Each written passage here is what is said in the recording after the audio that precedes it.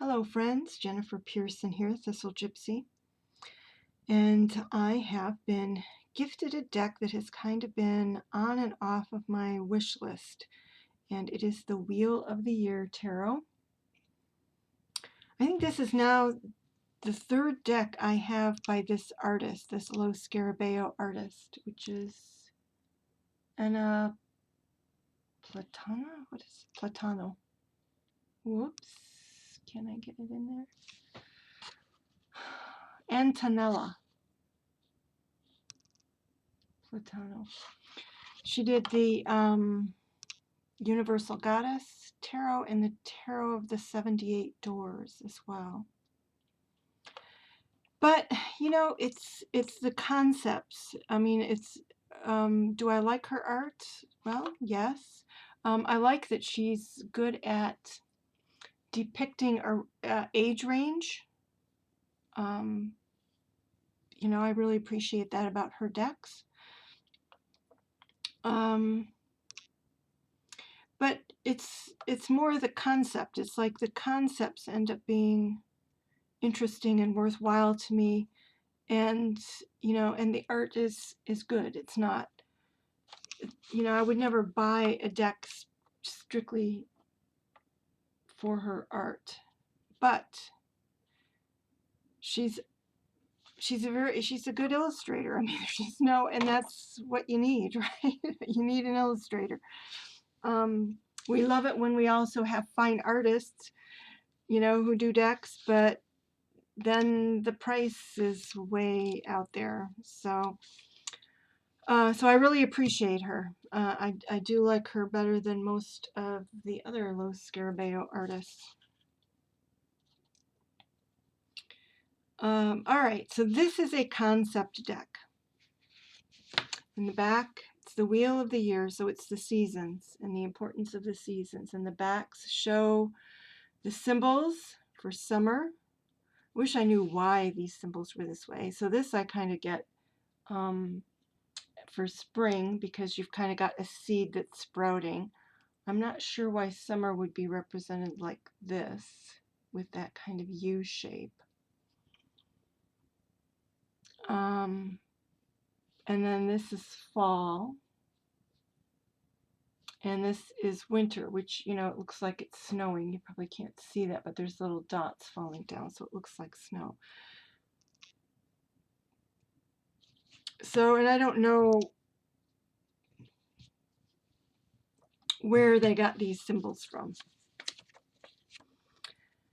So this is the Wheel of the Year. I'm going to read. I don't normally look at the guidebooks first. I mean, this is a Lo Scarabeo little white book, right? So it's it doesn't go on at length about too much, but it does more than usual in terms of describing the deck concept. So it says here, the Wheel of the Year was commemorated with the celebration of the 8 Sabbaths, 8 ceremonies through which man, as a willing subject, paid honor to the power and grandeur of Mother Nature. 8 rituals that marked the passage of time and the coming and going of the seasons. The 8 Sabbaths are divided into major Sabbaths and minor Sabbaths. The major Sabbaths correspond to the intermediate events between one season and another, while the minor Sabbaths mark the equinoxes and solstices. Because the structure of the minor arcana of this deck is inexorably linked to the Wheel of the Year, the list and brief description of these 8 Sabbaths below will help in gaining overall vision of the cards and their place in the seasonal cycle. So the majors are kind of more of a free-for-all.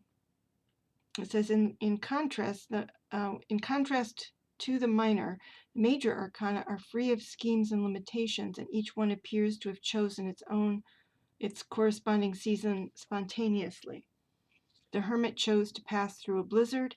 Justice erected erected its divine scales between two seasons. The lovers are joined in matrimony in a springtime meadow. Judgment shakes off the thick fur winter coat worn that is no longer needed now that spring is approaching. Yeah, there are translation issues. But anyway, so back to the minors. So, Imbolc, the Feast of Candles. The nights are still long and cold, but a feeble flame cautiously ventures into the darkness. The rebirth of the sun is near. The numeric cards of chalices are associated with Imbolc. So, so to me, that was a little jarring in this deck when I was viewing it. That's why it was part of the reason I hesitated with this deck. But Nadia pushed me over the edge by getting it, and then kind of just, she was hemming and hawing and deciding it wasn't quite for her, and so she passed it on to me. And I suspect it will stay with me at least for a while here, because I do find it interesting. But when the, snow in the cups is a little jarring to me, so that takes some of it takes some getting used to. Maybe I'm getting old. I'm not able to accept changes. So you will see that although the chalices are full of flowers rather than water, they start in a cold environment.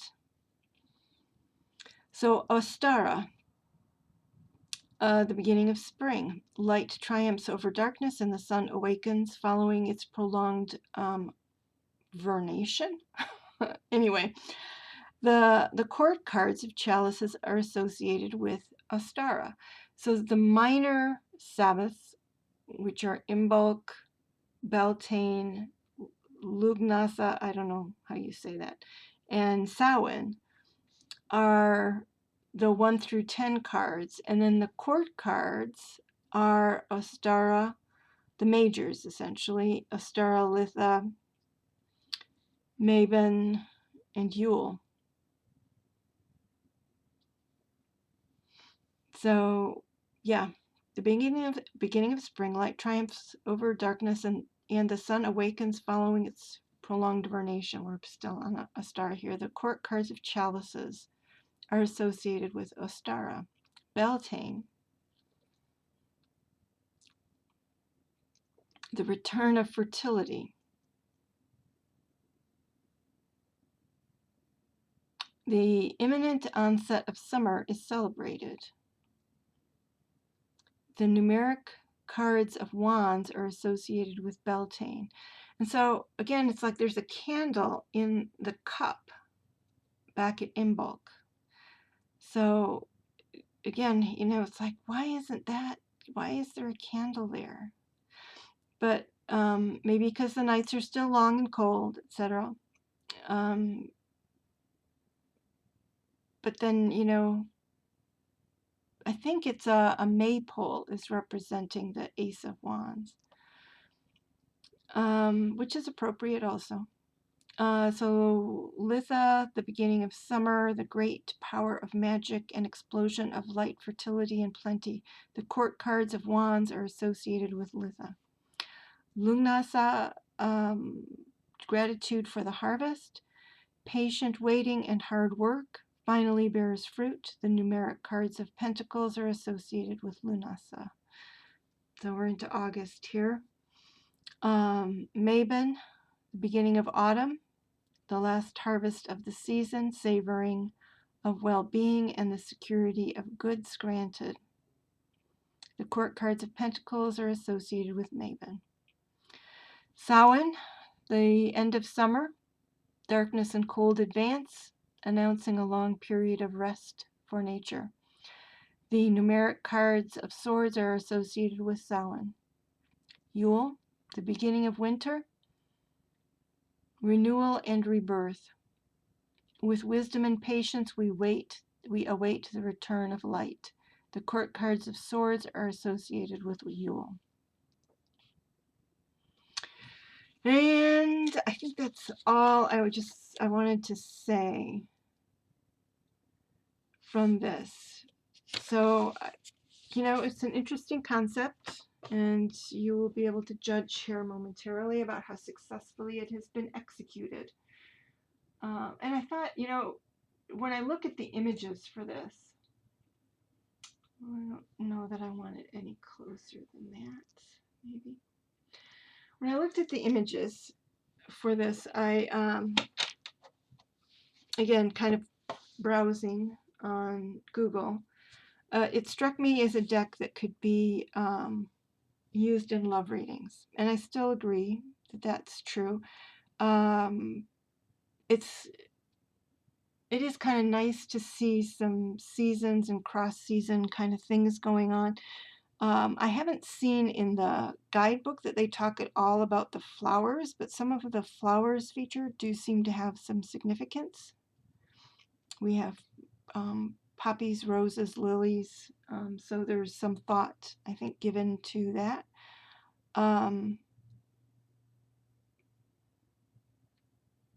And now I can't remember what else I was going to say. So we're just going to jump into it. First of all, I'm going to talk about a peeve. I'm peeving on these little things they put right here. I mean, it's almost peeving enough to think of trimming the cards. Sometimes, I mean, I just feel like these cards trimmed would just be so much brighter. And in general, this deck has a jolly feel to it. Not just the Fool.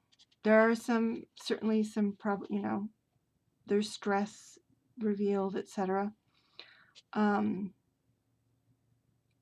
Now these little lines are supposed to represent the season, so I understand why they did it. The bottom line is green, so you have spring, yellow, summer, red, fall, and then blue for winter. So it's supposed to represent the seasons. But they draw the eye, and the eye, I think, wants to kind of cut the card in half when this is here. So I'm not liking it. But anyway, I probably would never trim it off because I don't have the patience to do. I probably don't have the accuracy any longer either to trim. So this is different to me, and there's a lot of cards that are different. Not a super lot, but they are, so to me this is somebody who is not foolishly stepping off of a cliff, so he's surrounded, he's like on the wheel, in the wheel. You've got the symbols here for the seasons, so he's more like he's knowingly, if foolishly, initiating a cycle. It's like you could say he's ignorant, but the symbols are right on there. So it's like he's going to tip over and he's going to set himself on a cycle. Whereas with the Rider-Waite-Smith Fool, I mean, he could be jumping to his demise. There's not quite that sense here. And, with a Rider-Waite-Smith Fool, there's, I don't know, it seems less intentional. He's looking up. It's like he doesn't know that he's about to start a cycle.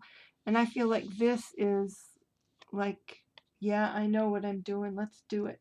I know it's not advisable. Let's do it. So to me, the risk-taking feels more intentional, more kind of devilish, devil may care, as opposed to a more traditional fool, which strikes me as innocence. So we have a female magician. This one's pretty traditional. Sorry about all the glare. That's what happens when I have to use the lights, and I'm doing this in the evening. I find it interesting. So one thing that I became aware of as I was going through this deck is with the nature of it being the wheel of the year, the temporariness of things ends up being emphasized to me. And so instead of the solid pillars, we have candles here, which are burning down. So there's this whole notion that things are being spent and will need to be renewed. I don't particularly object to a naked empress, but I also don't see why we would have a naked empress and why she would be seated on a stone throne. So this is a nighttime scene. We have the moon here, and we have these, on her staff, you've got the symbols of the moon.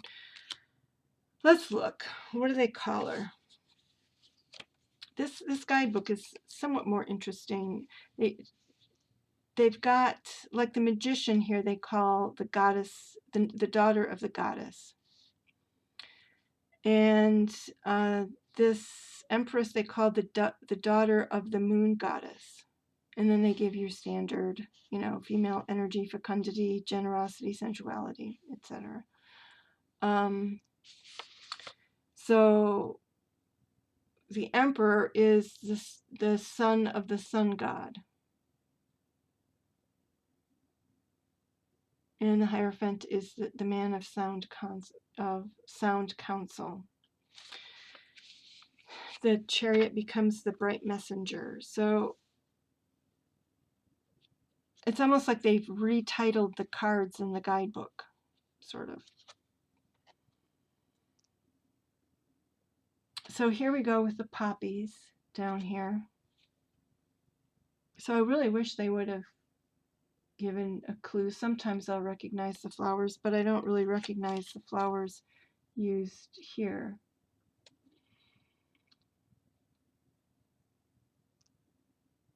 And there's something, it looks like these are leis, like Hawaiian leis that she's tangled up in, but there's nothing else here that makes me think of Hawaii.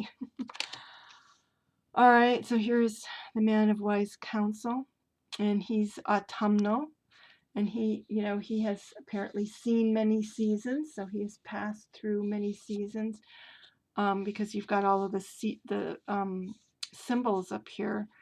So it's kind of like almost the world card, except he's in the process of giving advice as his seasons are being spent here. The cardstock strikes me as particularly flimsy, like flimsier than normal. Lo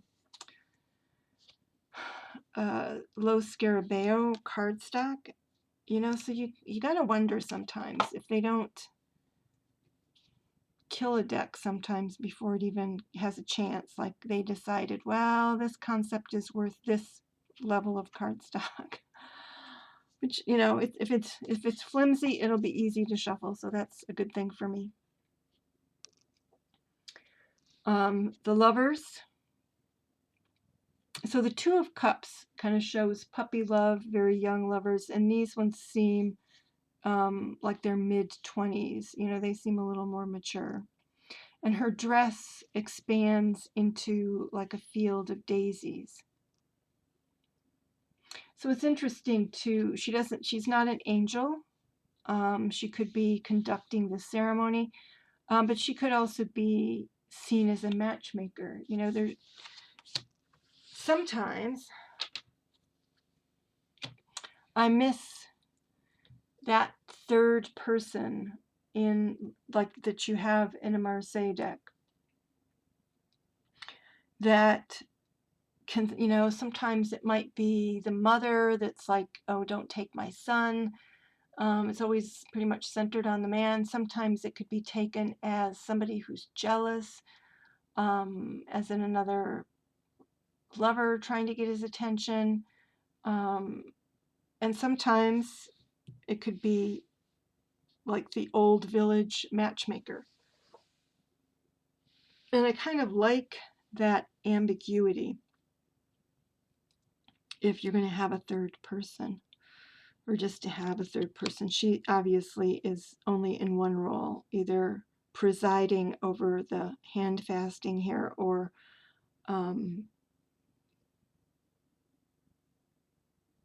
you know, definitely is supporting their union. So the Chariot is really interesting because it appears to be, you've got stars. So I don't know if it's supposed to be, but then it's bright here. So I guess he's going from the dark into the light, and he's got a sunflower there. So I don't know if maybe he's going back and forth from the dark to the light because the different colored horses. I could see that as a meaning, like having, usually this is victory or a card of mastery to some extent.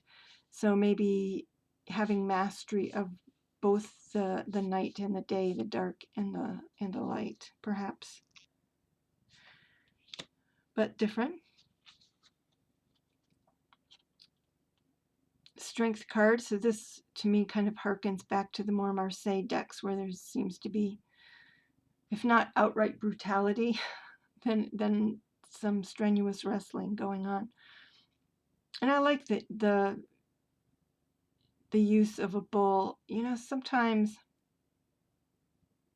he's got a lion here on a medallion, like that the lion is too soft and fuzzy. People want to turn him into somebody's pet, which I don't think is quite right. Even if the strength is like the strength of diplomacy or the strength of compassion or whatever that's subduing the lion,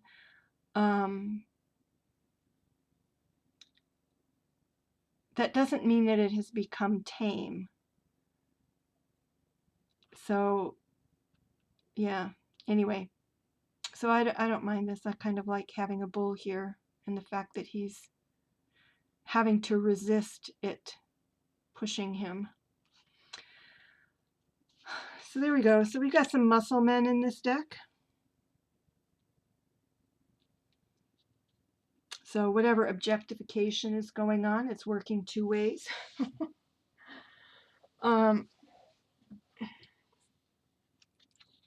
But here we have an Odinish hermit, and I say that just because these appear to be runes. I don't really know, but they appear to be runes that he's attempting to understand.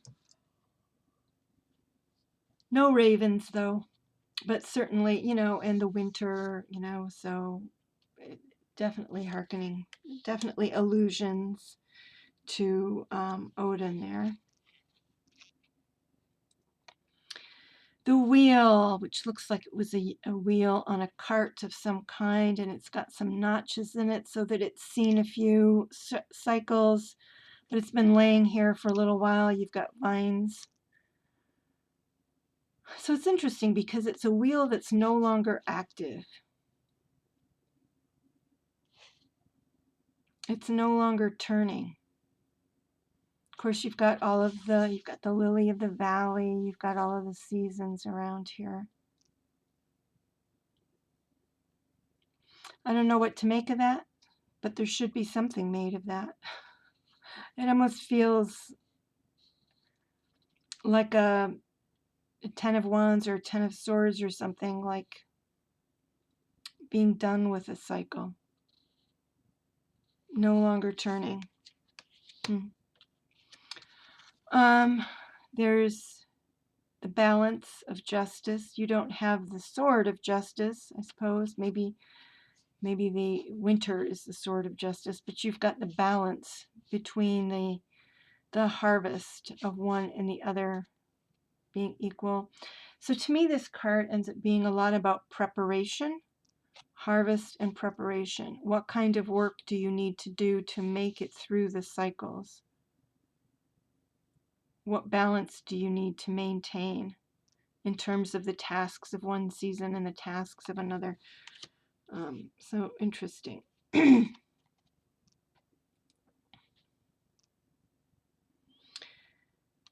So I don't know. I think this is a narcissus down here. Daffodil narcissus. And I did not look up Narcissus before doing this video. I don't know why. I mean, you know, Narcissus is where we get narcissist, is, you know, somebody who's stuck on themselves. Waiting and sacrifice is, they don't give anything.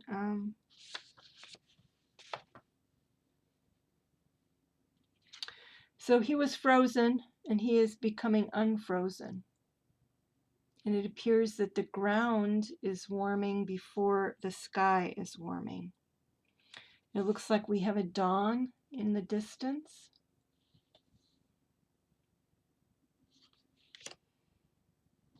So some of these will take some thinking. So this was really curious too. So to me, there are some hints. This is the Death card. You've got an eclipse there. Pumpkins. I'm not sure what kinds of flowers those are. But this is a really, you know, it looks like a moon, right? This weapon thing that she has here, it looks like a moon. But it also looks like a cross between a labrys, Labrys, which has its own associations in terms of symbology, and a scythe. So it's not a scythe. So interesting. Again, some interesting illusions. And the fact that she's like wearing a dark veil, as though she's in mourning. And to me, that harkens back to the myth of Demeter and Persephone. So yeah, there are some things going on in this deck that, of course, it being a low Scarabeo with a little white book, are not being explored or explained in the guidebook. So Temperance is on the snow line. You know, that place, and you see mountains back here, that place in the mountains where the snow ends and spring begins, and that snow, of course, keeps receding upward, and she's getting some ice cold water. There's even some ice on that top picture. And looks like hyacinths here. But she's, you know, like white, like not in Caucasian, as in white, and she's got elf ears or fairy ears.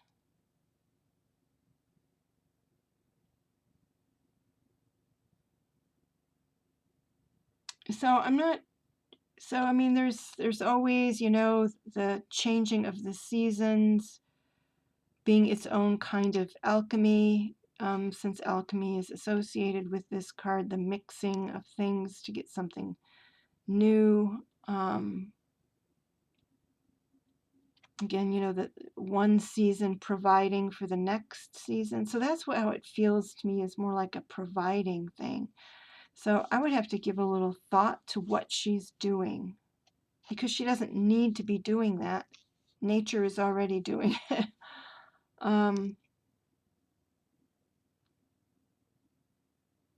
I don't know, she makes me feel cold. Maybe the way her knees are like locked together, she looks cold.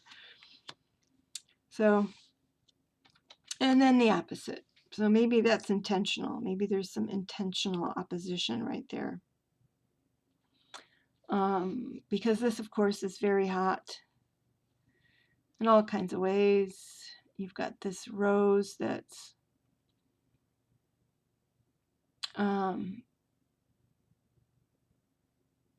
you know, it's not only the rose that's clinging, that's creating scars and cuts there. He's got some very interesting nails.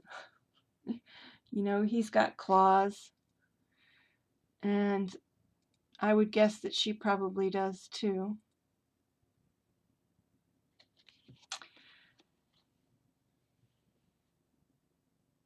So this, to me, loses some of the nuances of having a devil there, like something that is consciously holding you change, some third party. But obviously this gets across the whole captive aspect of the devil. But it looks like but the meaning is narrowed. And, again, that's part of the reason I could see this being used as a love deck. So the meaning is very much narrowed to physical passion. So it would be hard to pull this card and say, well, somebody could have a problem with alcohol or drugs. It's a bit more of a stretch without the chains. So this was interesting. This is a tree being struck, and what's interesting to me is that it's an apple tree or a fruit tree of some kind, because you've got that, the fallen fruit there that was ripe. And to me, that is a little bit more meaningful in the sense that this was a tree that provided food, something that you relied on for survival, that's being struck down. And maybe the crows had a nest up there as well.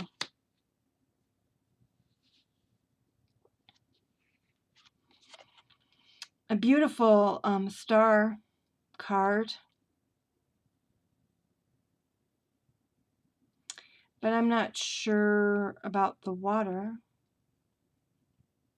in the sense of, usually she has pictures, but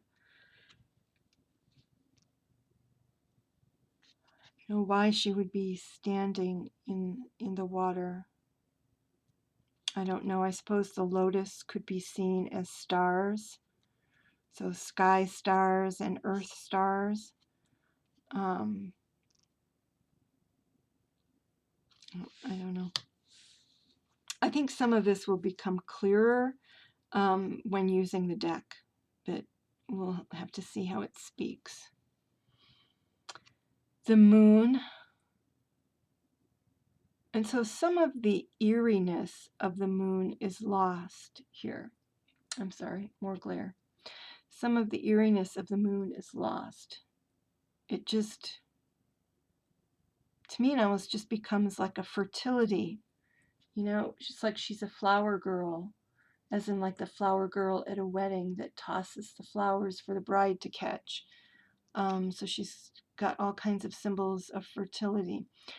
And her hair is blue like the night. We do have the reflection aspect here. And of course, the moon reflects the sun. But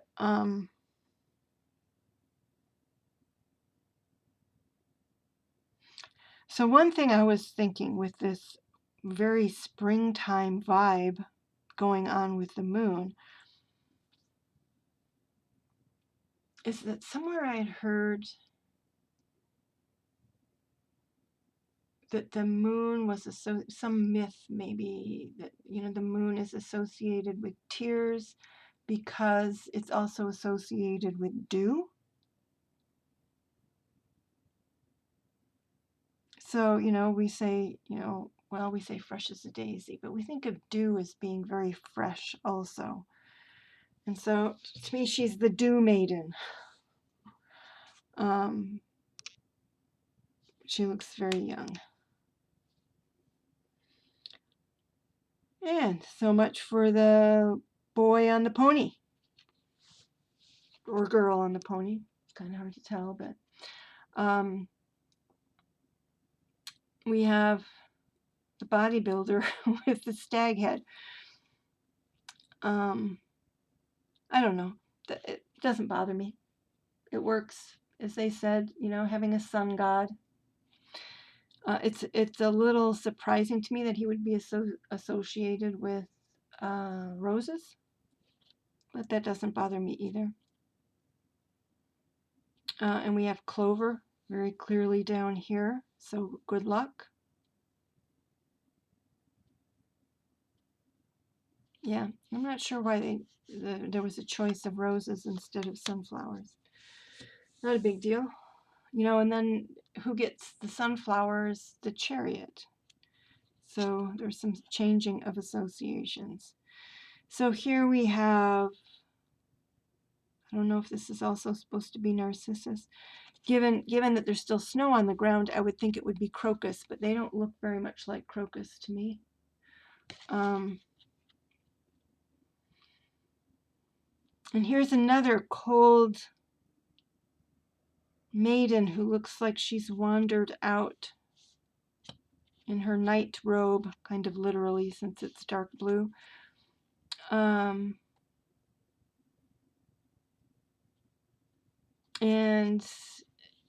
you know, not very robust nightgown. Not the sort of thing you might be wearing more than that in the winter. And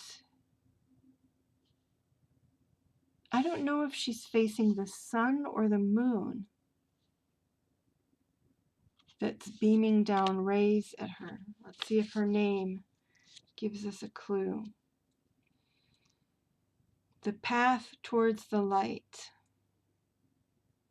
All right, so there in this deck, forget about the angel. This is somebody representing the people rising from the grave, essentially.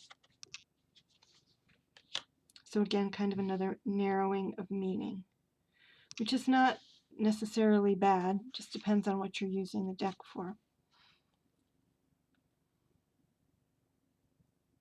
So cover the box here with the world card, and you have all the different seasons represented here. Kind of, you know, you start with the Fool where those things are on the outside and he's going to go tumbling kind of out of control. Whereas here she's incorporated them and they are part of who she is. Mother Nature's cycles have become her cycles. So here again is the Ace of Cups. And so, you know, there's still snow coming down.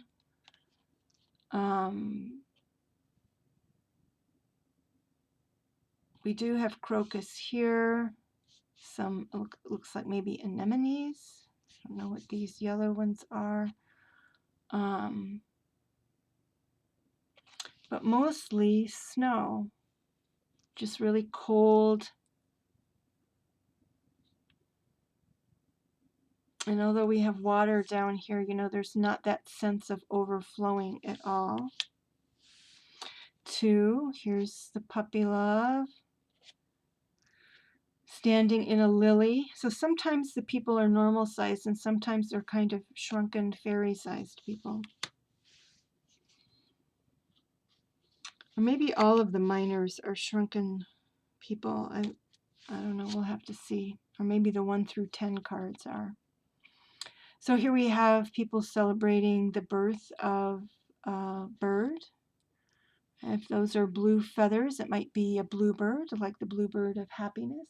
Sorry, I'm not getting the card in the frame. So that one's easily recognizable. 4 of Cups, kind of rain, rain, go away. I like this. The 5 of Cups, like somebody trampled, or maybe even a storm. Could be, actually. That makes a lot of sense. And you've got the birds going away and the sky's a little dark.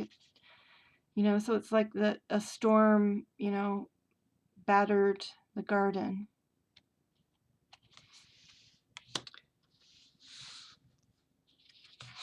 So to me, it's not as dramatic as a traditional 5 of Cups, but hey. Oh, I'm just noticing how much time I'm taking as I just mosey through these cards. Again, not sure what the flowers are supposed to be. So she's imagining, reminiscing, whatever, pretty traditional 6, except she seems like if it's her, she's reminiscing, or she's remembering who this, this person married her and now they're together. So it could also be a card of jealousy. So 7 of Cups. So we lose that aspect of decision, and here it's just being uplifted, feeling uplifted. At least that's how I take that kite, lifting up, uplifted, play on words. Here we actually see the impact of leaving. So this is the 8. So we actually see other people's sadness as we leave. And here we have the lucky ladybug and the happy family picnicking.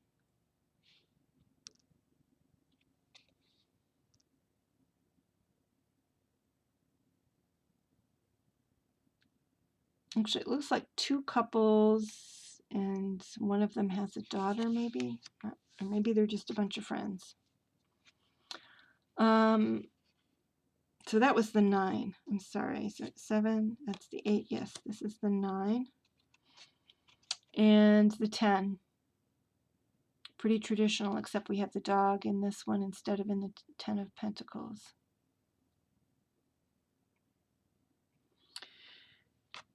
So at one point when I was going through these, but I didn't really see it doing it this time, there tend to be more children maybe in the cups than there are in the other suits. And to me, that's, beginnings, right? So I think it's, like, again, they have him here, a child. So even at the end card, there is renewal, renewing the cycle. Queen of Cups, Princess. Oh, this is an error. So here it says Prince of Chalices, and here it says Principessa, Princess. Anyway, Page of Cups. I'm just looking at her flowers. Here we have Narcissus again. Those birds do not look like doves, but I suspect that that's what they're supposed to be. We've got cherry blossoms, so I'm sure that there's significance there. Spring cherry blossoms.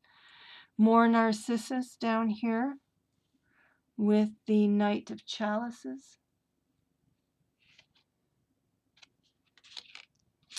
With the Queen, you've got some morning glories winding up here.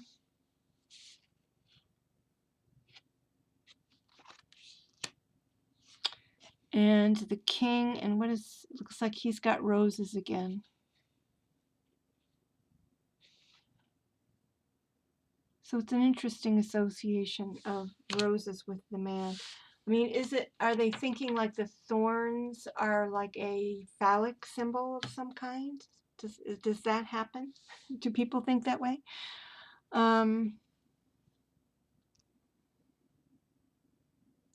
So here we have the sunflower with the Ace of Wands and all of the bright colors being woven together in like a fire sprite or something.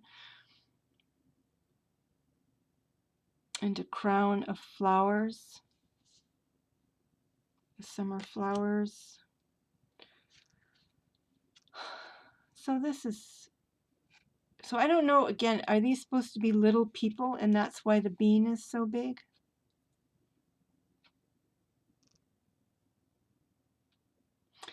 So this to me has a very different meaning from the Rider-Waite-Smith Two of Wands. Because it's not about going anywhere unless that vine, unless you're identifying with the vine as going somewhere, building a structure to climb on, to get where you need, to get what you need, which sounds more like climbing the corporate ladder or something. So, and with this binding going on and planting something here, It's much more about staying put than it is about venturing forth. So people always want to mess with the suit of wands. Why? I don't get it. That is often the downfall of a deck for me. And this is another card that kind of was, when I was flipping through on Google, was like, they've messed with the wands. And now instead of somebody taking action, it's somebody just daydreaming.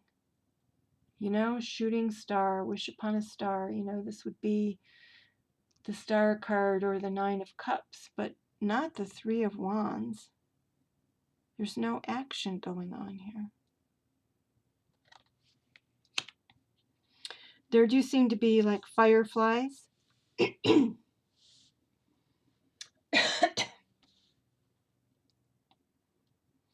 Which again, I would have associated more with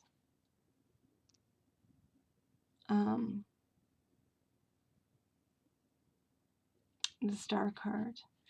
I do like this as the 4 of wands, you know, because there's a certain amount of growth required from the tree in order to build your tree house, and kind of doing it in the service of fun and family. Again, something kind of lost here when it's just 2 people competing as opposed to a whole bunch of people clattering about. But I feel like that whatever's above them is supposed to be something that recognizable, and I don't know what it is. In any case, the 5 of wands, and of course in a love reading, you know, there's people competing for you, or people trying to show off. So, you know, none of the changes in any way make the deck useless. I kind of like, for one thing, it's a woman. So how refreshing is that to have a woman in the 6 of wands instead of the person, you know, coming home, you know, the returning soldier or something, which I don't object to, but it is kind of refreshing to see a woman and to see that it's a domestic acknowledgement. You know, it's her friends that are crowning her and giving her credit. Friends and family. So I think that's lovely. So it's less formal, more homey. This is an interesting take on the 7 of wands because there's a flood coming. So Mother Nature herself is what is challenging them. And they're using all of their resources. They're bracing up the sandbags to, you know, in opposition of Mother Nature. She has the upper hand. And I think it's, you know, even, you could even interpret, again, like in a love reading where there's this overwhelming emotion and you have 2 men trying to hold the emotion back.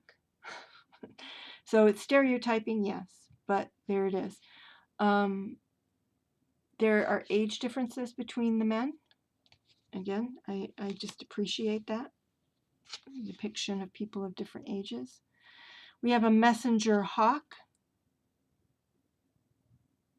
This might be eggs and butter, the flower. And I kind of wish they had just gone ahead and made it a messenger pigeon, you know, instead of a messenger hawk. But that's what we have, is a messenger hawk. You know, maybe it just needed to be more manly. You know, little pigeons are not that manly. And you can't say that the eagle or hawk or whatever would have been faster, because I think that passenger pigeons were supposedly extremely fast. So, for the Nine of Wands, again, so the warriors have kind of been, I mean, we've seen like farm conflicts with the bull. So they're keeping it very pastoral, very agrarian. So, we don't have kind of the returning warrior in the Six of Wands. We have that bull instead of a lion in the Strength card. And here for the 9, you're this person is clever, but this is the one doing the work in the battle is actually the Scarecrow, and he's guarding a field of poppies. What is it with the poppies? He's guarding a field of poppies.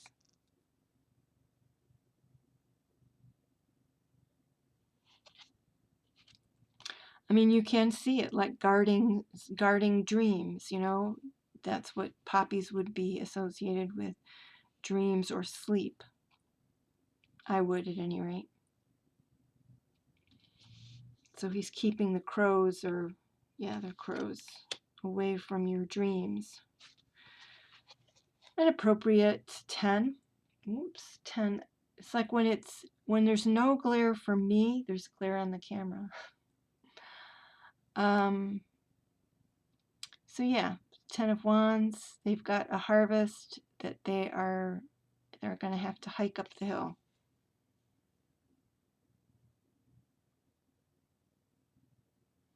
Which, kind of has some interesting interpretations that you could do for a tarot reading, different from the 10 of Wands normally, which is, if your house is up here, do you want to plant watermelons?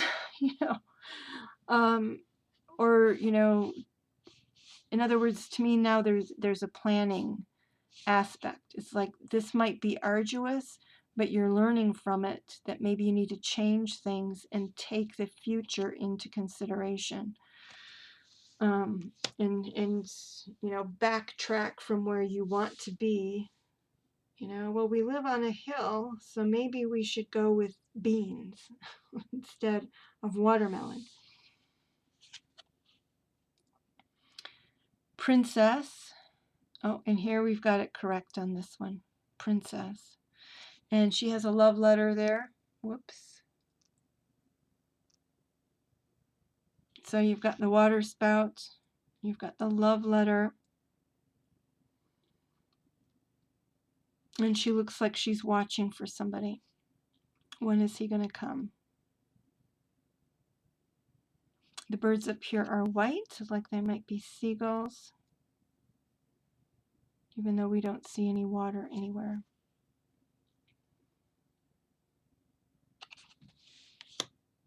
So it's like the Princess of Wands is the one that gets an association with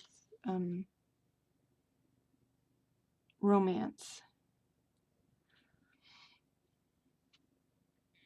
All right, here he comes. The Knight of Wands, again running through the poppy fields. And he's got some wheat heads here.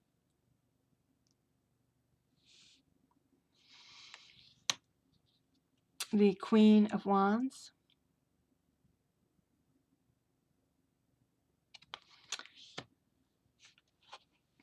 And the King of Wands.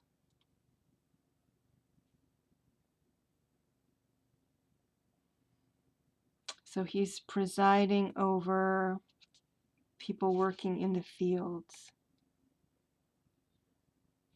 And again, he's got an interesting flower behind him, but I don't know what it is. It's not a lily, and it seems to be climbing, but it looks like a lily. It has 4, maybe trumpet vine? I don't know.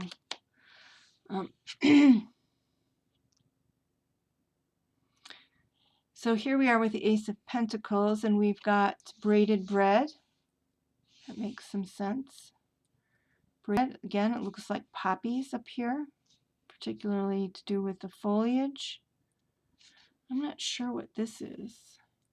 It looks like on the pentacle that it's hops.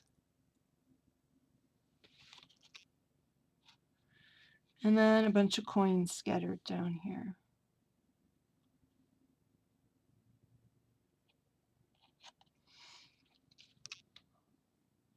So every ace seems to have a fairy. I'm going to look ahead and see if the wands, or excuse me, the swords has a fairy. No. So every ace but the swords has a fairy.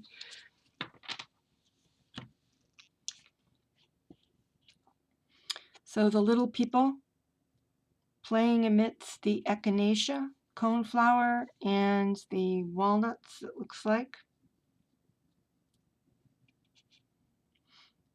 And some broad-leafed leaf there. So, you know, you've got the ups and downs going on.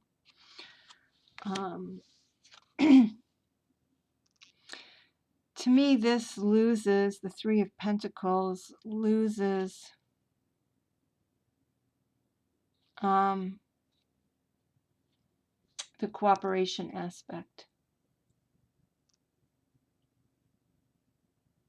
And I mean, she looks very Madonna-like. You've got the moon symbols on either side.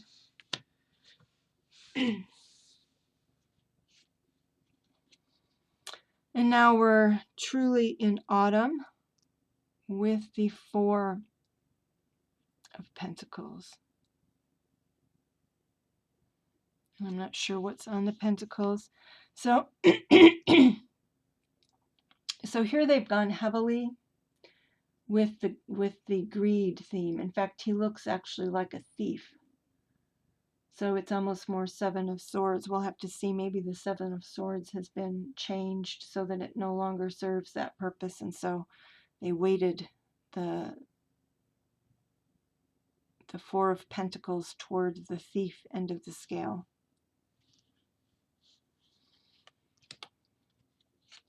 And a sweet, I think. And these are little, it looks like it depicts acorns here on the coins. But yes, a Five of Pentacles. But, you know, except for the rain, he doesn't look destitute. You know, and he's found cover, except I'm glaring you, he's found cover under a mushroom, at least partial cover. And here we have somebody giving, and these children do look like they, you know, their clothes are kind of tattered. And it's like, looks like a blown, just like there are leaves blowing back here. The symbol on the coin is like a blown leaf. So I suppose that speaks to redistribution. That with the flying leaves get redistributed all over the ground, hither and thither.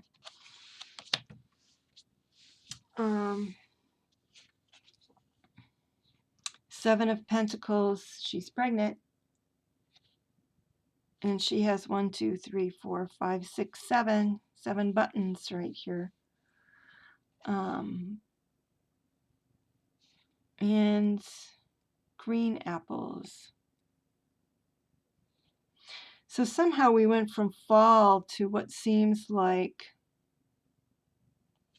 maybe early summer. There's been a shift in season here. So apparently it isn't completely, you know, it doesn't step from 1 to 10 like deepening into fall. Doesn't seem to be happening. This also looks very much like summer.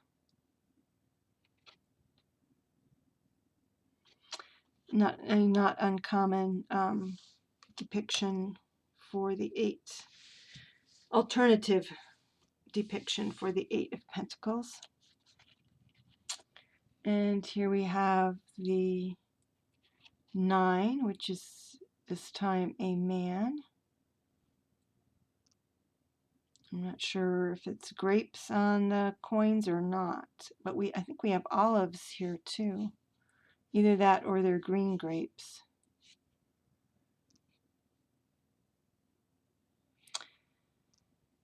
So yep. To me this is more relishing in the abundance than a normal 9 of Pentacles. This has some Bacchus energy to it. And I think the rest of these kind of do have a Bacchus-y element to them. So they got grapes on the coins, they've got grapes in the bottles, they've got grapes all around, they've got some oak, and I think chestnut. Oak and chestnut.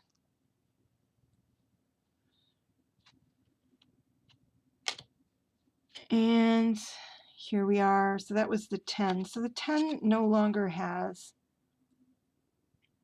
children.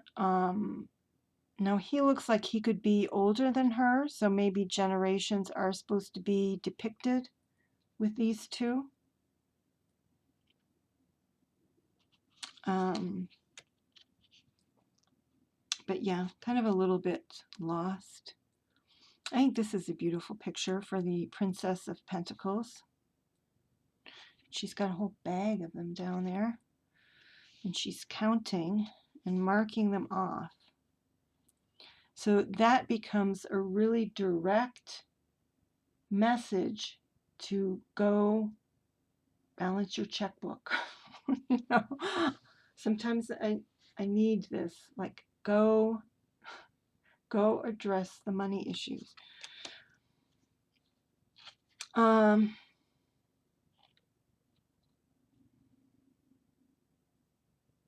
So this has a lot of green down here, but it's autumn up here.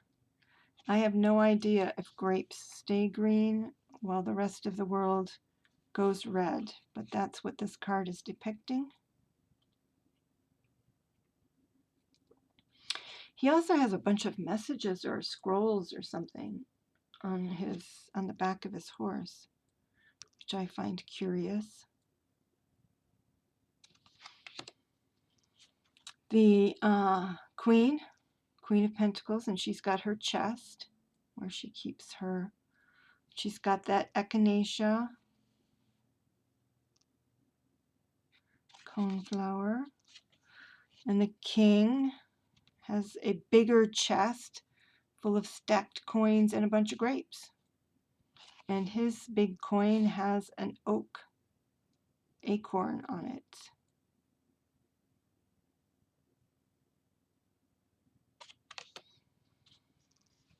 Here we are. I'm going to move these over.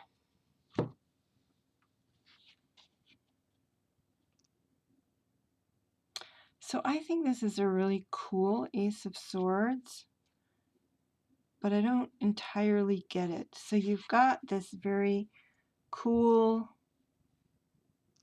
as in temperature cool, like Swami, guru kind of a guy sitting here. And you've got what looks like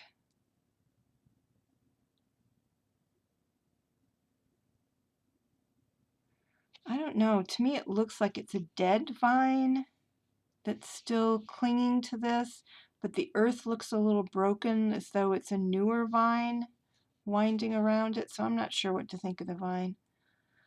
A sliver moon, that you've got leaves blowing in and they start green, turn yellow, turn red, so there's the suggestion of the seasons here. And there's this odd addition of these curtains. And you got 2 owls. Wisdom to the right and wisdom to the left.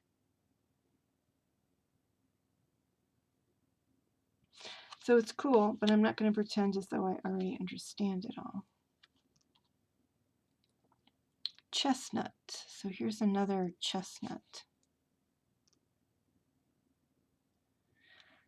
Two of Swords. So no longer about decision unless they were fighting over this chestnut and then ruined it in the process. They're little people too. They're standing inside of a chestnut husk.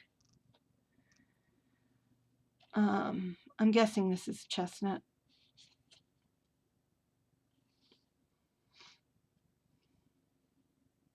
I'm not up on my nuts. So you have kind of winter, like it's like winter battling autumn is kind of what we have here, actually. Winter with the blue battling the red autumn.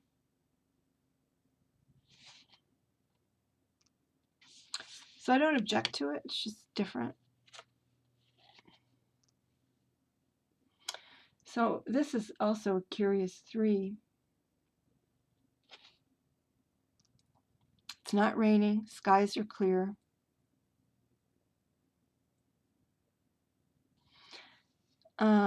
Things are barren, though, in the landscape. Very barren. Leaves are dropped. But what I like is that you have a crow, which I'm going to take to be negativity, as an upset, between 2 owls. So you have wisdom, and then you have this thing here that's kind of disrupting them. And you have a white owl and a brown owl. So they're like 2 different kinds of wisdom. So you could actually think of this as 3 different kinds of wisdom. Maybe it's sort of a mother, maiden, and crone going on here. I'm not sure who would be who.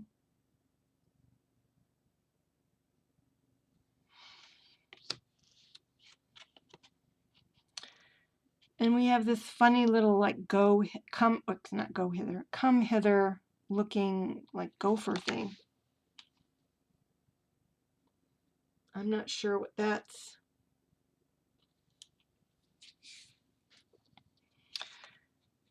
What the look is about, but clearly it's a pretty classic 4 of Swords. It's hibernation. This little critter has come out for a bit, but is undoubtedly, maybe this is supposed to be the groundhog that comes out, like Groundhog's Day, comes out, and if he sees his shadow or doesn't see his shadow, I think it's if he sees his shadow that we have more winter. I don't recall.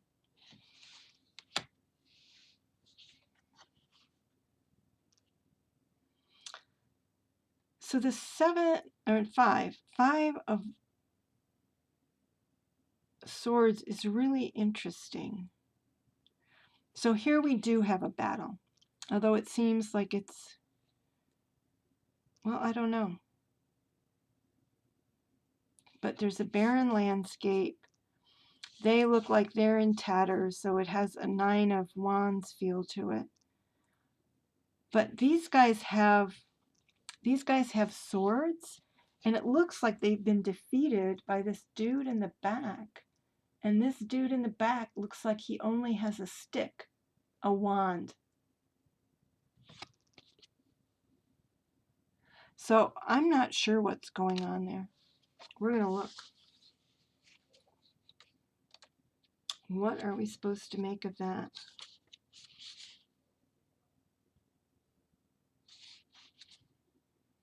Cold and fatigue. Poverty, hardship, material concerns, misfortune, solitude, abandonment, lack of means, destitution. Nope. I was just saying, that sounds like the 5 of Pentacles.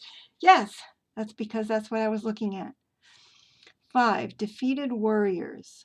Loss, humiliation, dishonor, exile, betrayal, wickedness, and treachery. Decline, destruction. Yeah.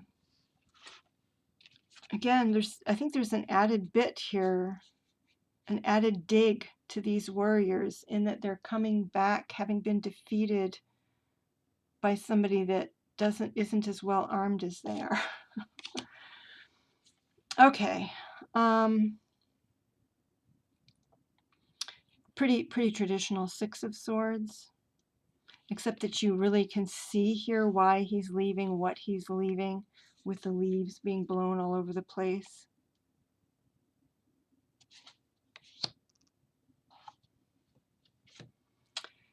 And really, again, makes me think of love readings, interpretation. Seven of Swords. She's happy. He's enjoying that she's happy, but he's looking at her. And she's dangling a little peacock eye at him. So I suppose that can be allusion to eyeing somebody with the peacock eye. She looks like she's drugged.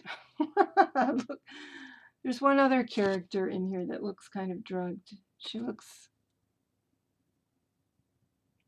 Anyway, but definitely giving him a look. And he's noticing. So this was a really interesting change that I don't know what to think of. So this is a woman who's nursing a sick child.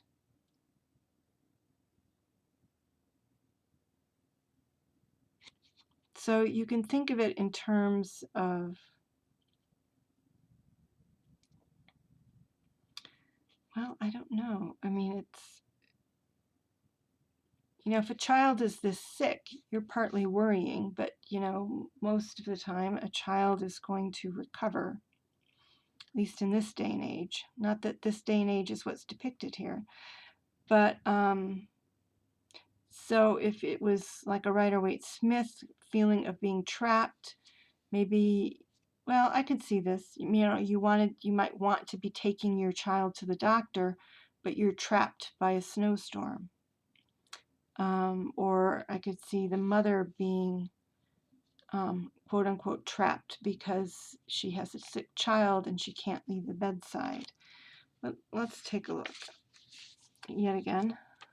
We'll see if I can get the swords instead of the pentacles this time. The ill little girl, lack of energy, obligatory rest, imprisonment, precarious health, inactivity, lack of self-confidence. So in a regular Rider-Waite-Smith, I would have kept lack of self-confidence and maybe imprisonment, but I wouldn't have had those associations with the card.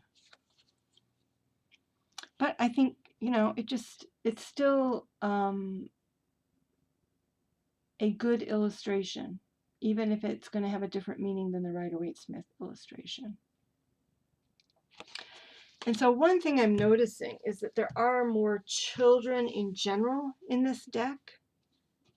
And, you know, so it makes it also a potentially a better deck for somebody who's a mother, a parent, a father.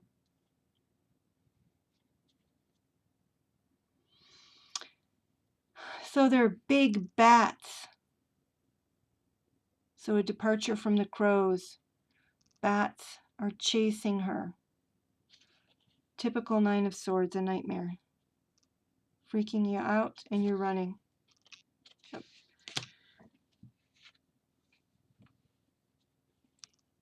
And a less gruesome Ten of Swords, which is fine with me, you know. So somebody is deceased. I mean, something is lost when somebody isn't like laying there as though they're dead, freshly expired. I think something is lost when that's not depicted. To me, this is closer to the Death card, because normally we don't have somebody seeing the person who is dead. We don't have somebody normally mourning, you know, so we would identify with the dead person, the person who had been, you know, death by 1,000 cuts, or, you know, the straw that broke the camel's back, or being betrayed, that kind of thing. So we would identify with that. Whereas here, I would tend to identify with the mourner. not at all with whoever is under here. So it does significantly change the meaning of the card. But again, if you're doing a love reading, this is useful imagery. So people often say, you know, I don't particularly like that interpretation of the Page of Swords, but people often associate the Page of Swords with a spy. So here you have one card in the deck that's kind of steampunkish. In any case, there she is. And she has a, I don't know, a very large dagger. I don't think it quite classifies as a short sword. And then we have the dashing Knight of Swords. And I just have to say, because I always have to say it, it just never ceases to amaze me how these people who can draw so many other things within the scope of 78 cards are so bad at drawing horses. It just is. I had to accept it. And even the dog, there were some dogs in here that were like, really? But anyway.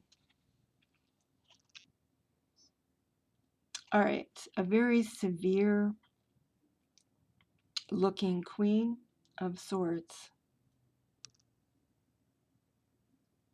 Like, not only would I not cross her, I probably wouldn't get within 30 feet of her.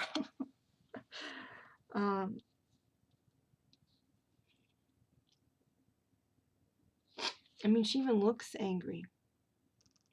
She looks just sour, angry.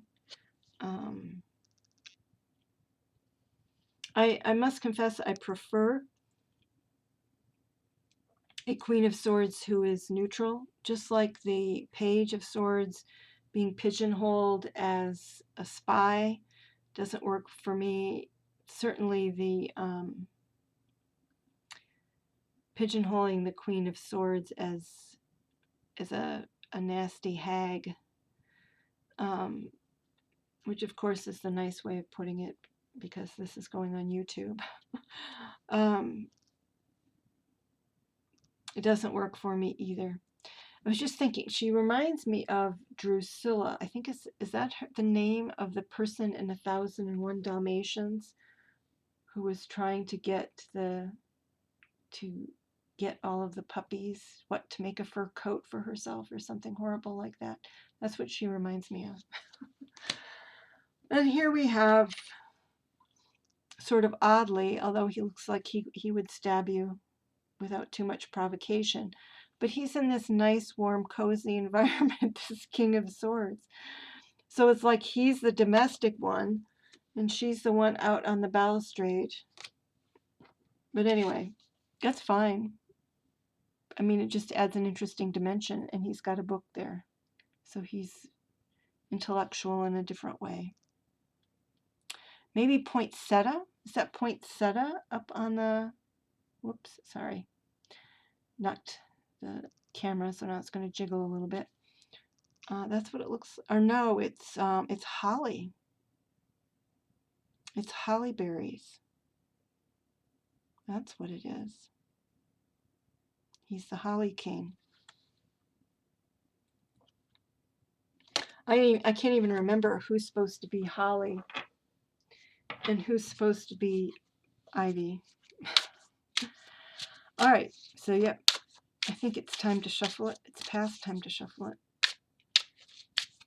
because I have just been taking my sweet time here.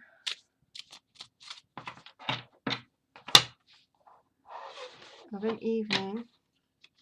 I don't know, it's fairly stiff actually, even though the cards feel flimsy when you bend them this way. When you bend them this way as a group, they're still a little bit stiff.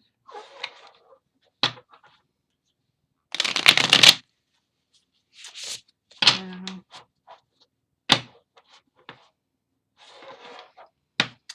So,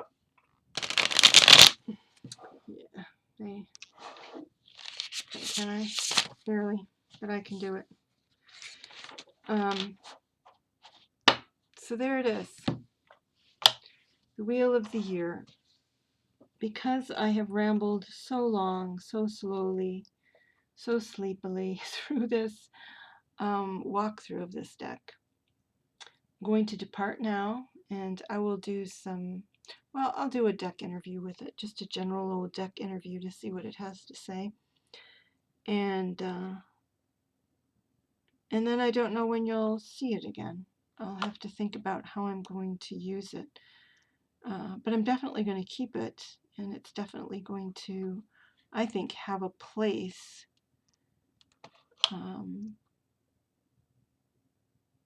But yeah, I'll have to use it and see how it works. See how it works for me.